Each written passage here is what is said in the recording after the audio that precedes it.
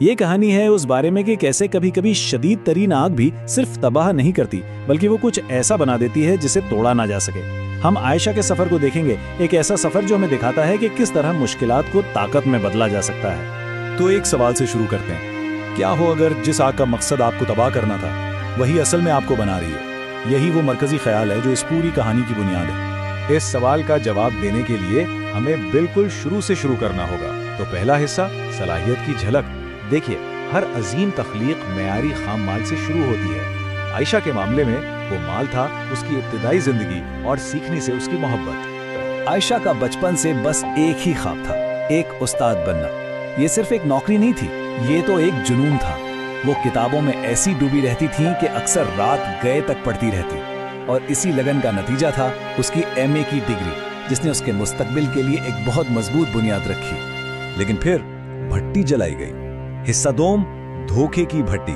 یہ اس کی زندگی کا وہ سیاہ باب ہے جہاں ناقابل تصور دباؤ اور تپش نے اس کی دنیا کو ہمیشہ کے لیے بدل کر رکھ دیا۔ یہ سب کچھ امید سے شروع ہوا، شادی، ایک نئے مستقبل کے خواب، پھر 3 بیٹیاں پیدا ہوئیں اور گھر کا ماحول بگڑنے لگا۔ اس کے شوہر نے لالچ میں آ کر اس کے نام پر ایک بہت بڑی انشورنس پالیسی لے لی، اور پھر ایک ناقابل تصور رات میں اس نے ان خوابوں کو آگ لگا دی۔ لفظی طور پر اسے نشاور دوا دی گئی اور جلا دیا گیا۔ یہ صرف تشدد کا ایک واقعہ نہیں تھا، یہ ایک سوچا سمجھا دھوکہ تھا۔ آگ کے شعلوں کے بعد مہینوں تک ناقابل بیان تکلیف کا سلسلہ چلا۔ کئی آپریشنز، علاج در علاج۔ اس کا جسم تو تباہ ہو چکا تھا، لیکن اس کی روح نہیں۔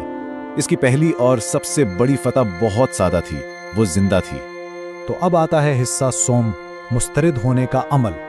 آگ تو بجھ گئی تھی، لیکن بھٹی کا عمل ابھی باقی تھا۔ اب ٹھنڈک کا مرحلہ آیا، ایک تیز تکلیف دہ عمل جہاں معاشرے کے سرد فیصلوں نے اس کے عزم کو پرکھنا تھا۔ وہ پوری طرح تیار تھی، اس کے پاس تمام ضروری تعلیمی قابلیت موجود تھی۔ کاغذ پر وہ کسی بھی نوکری کے لیے ایک بہترین امیدوار تھی۔ اس کی سی وی ایک پوری کہانی سنا رہی تھی۔ ایم اے کی ڈگری یعنی سالوں کی محنت کا ثبوت، ایک وقف معلم یعنی بچوں کی زندگی بدلنے کا جذبہ، ایک ثابت شدہ رہنما یعنی کسی بھی ٹیم کو مضبوط بنانے کی صلاحیت۔ وہ صرف قابل نہیں تھی، وہ ایک اثاثہ تھی۔ لیکن جب وہ انٹرویو دینے گئی تو کسی نے اس کی قابلیت کو دیکھا ہی نہیں، کسی نے اس کی ڈگری کی طرف توجہ نہیں دی۔ انہوں نے کیا دیکھا؟ صرف اس کے چہرے پر موجود نشانات، اور بس اسی ایک وجہ سے اسے مسترد کر دیا گیا۔ اس کی تمام مہارتیں، سارا تجربہ، سب کچھ صرف اس کے ظاہری شکل کی وجہ سے نظر انداز کر دیا گیا۔ یہ ایک گہری تذلیل تھی۔ یہ تضاد بہت تکلیف دہ تھا۔ وہ خود کو ایک استاد، ایک رہنما، ایک لیڈر کے طور پر جانتی تھی، لیکن دنیا نے اسے صرف ایک شکار، ایک معذور اور ایک ناقابل ملازمت شخص کے طور پر دیکھا۔ اور اسی لمحے، مسترد ہونے کی اسی راک میں، اس نے فیصلہ کیا، اگر وہ اسے راستہ نہیں دیں گے تو وہ اپنا راستہ خود بنائے گی۔ حصہ چہارم، نیا راستہ بنانا۔ یہاں عائشہ نے ہتھوڑا اٹھایا۔ اس نے بھٹی سے حاصل کی گئی طاقت کو استعمال کرتے ہوئے اپنے لیے ایک نئی زندگی اور کیریئر بنانا شروع کیا۔ اس کا دن فجر سے بھی پہلے شروع ہوتا۔ سب سے پہلا کام، اپنے بچوں کی دیکھ بھال، جو اس کی دنیا کا مرکز تھے۔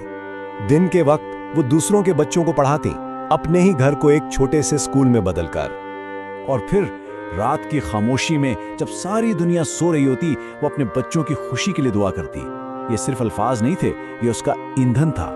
یہی دعا اس کے روزمرہ کے نظم و ضبط اور اس کے نہ ٹوٹنے والے عزم کو طاقت دیتی تھی۔ یہ سمجھنا بہت ضروری ہے، اس کا ٹیوشن سینٹر صرف ایک کاروبار نہیں تھا، یہ اس کا ہتھیار تھا۔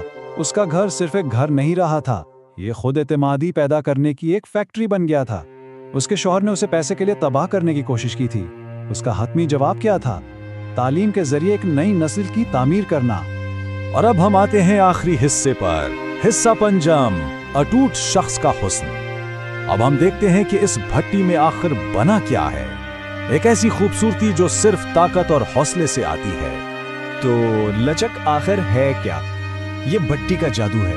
یہ وہ عمل ہے جو شدید دباؤ اور تپش کو استعمال کر کے خام مال کو ایک اٹوٹ خوبصورت چیز میں بدل دیتا ہے۔ عائشہ، اس کا کریئر، اس کی روح، وہ اس عمل کا حتمی ناقابل شکست نتیجہ ہے۔ اور یہ طاقت صرف اس تک محدود نہیں رہی، یہ پھیل گئی۔ इसकी कहानी उसके इलाके की दूसरी खवातीन के लिए एक जिंदा मिसाल बन गई, एक उम्मीद की किरण। उन्होंने उसकी तरफ देखा और समझा कि उनके अपने हालात उनकी आखिरी मंजिल नहीं है। आखिर में आयशा की कहानी हमें एक बुनियादी सच्चाई सिखाती है। असल खूबसूरती चेहरे में नहीं बल्कि रूह की हिम्मत में होती है। ये उसके सफर का लाजवाल सबक है। अब एक लम्हे के लिए अपनी जिंदगी के बारे में सोचिए। कौन सा हिस्सा टूटा हुआ महसूस होता है? कोई नाकामी, कोई खौफ या कोई ऐसी चीज जिसे आप अपनी कमजोरी समझते हैं? तो आइए इस वजाहत को एक चैलेंज के साथ खत्म करते हैं। पहला कदम, अपनी टूट को भट्टी का एक नुक्ता समझे। ये कमजोरी नहीं, ये एक मौका है। दूसरा कदम, अपनी 3 ऐसी खूबियों का नाम लें जिन्हें कोई भी निशान मिटा नहीं सकता। और तीसरा कदम, इस ताकत की वजाहत करें जो वो बना रहे हैं। याद रखिए, जिस आग का मकसद आपको तबाह करना है, आप उसे खुद को बनाने के लिए इस्तेमाल कर सकते हैं। हर कहानी सिर्फ कहानी नहीं होती। कुछ अफसाने दिल को छू जाते हैं और कुछ रूह को हिला देते हैं। मोहब्बत, डार्क, राज, सस्पेंस। डिजिटल अफसाने अभी सब्सक्राइब करें।